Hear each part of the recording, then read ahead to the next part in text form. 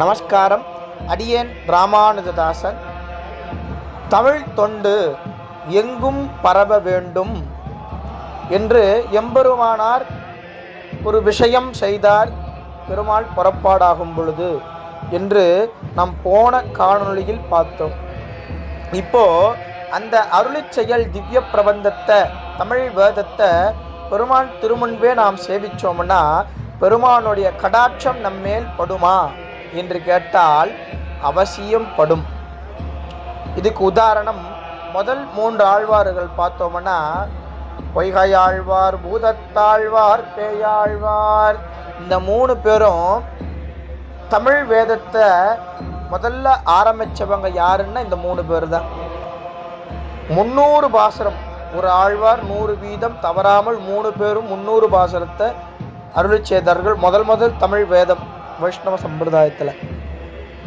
அதில் அவங்க சரித்திரத்தை எடுத்தோம் அப்படின்னு பார்த்தோம்னா 3 ஆழ்வார்களும் மலைக்காக ஒரு குடியில் ஒதுங்குறாங்க. அங்கே இடமும் 3 பேர் நிற்கிற அளவுக்கு தான் இருக்குது.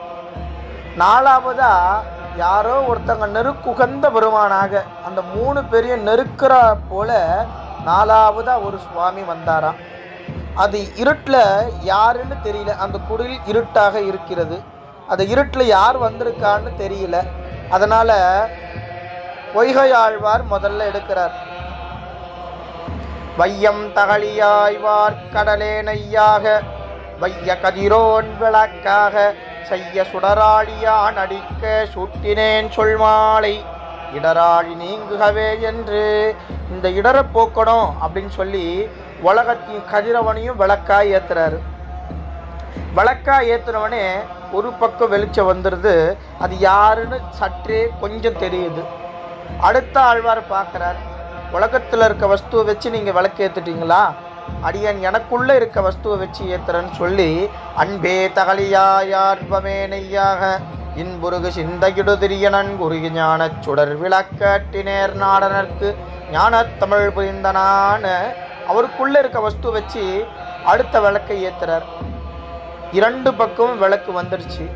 விளக்கு வந்த உடனே பிரகாசத்தில் அந்த ஞானப்பிரான் ஜொலிக்கிறாராம்.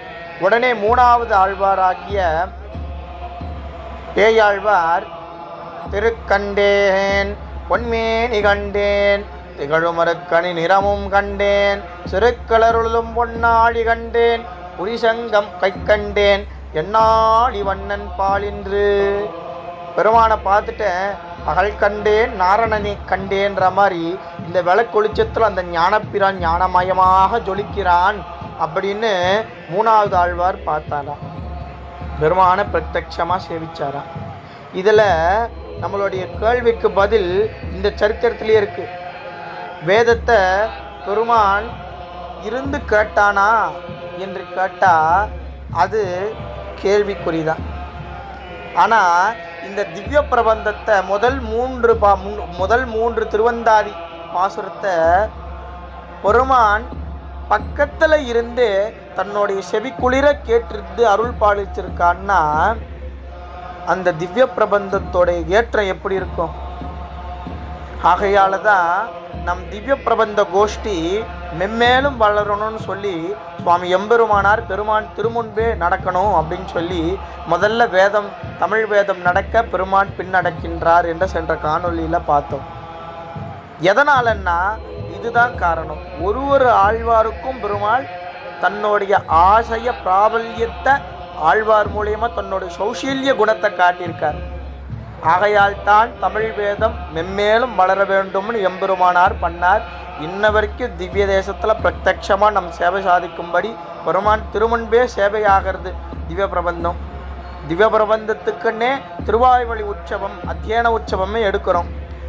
21 நாட்கள் நடக்கின்றது அத்தியன உற்சவம். தமிழ் பிரபந்தத்துக்காக, தமிழுக்காக ஆற்றிய தொன்பு மென்மேலும் வளரணும்னு சொல்லி சுவாமி எம்பெருமானார் நடத்திய விஷயம் இதனால தான். அடியேன் ராமானுஜதாசன்.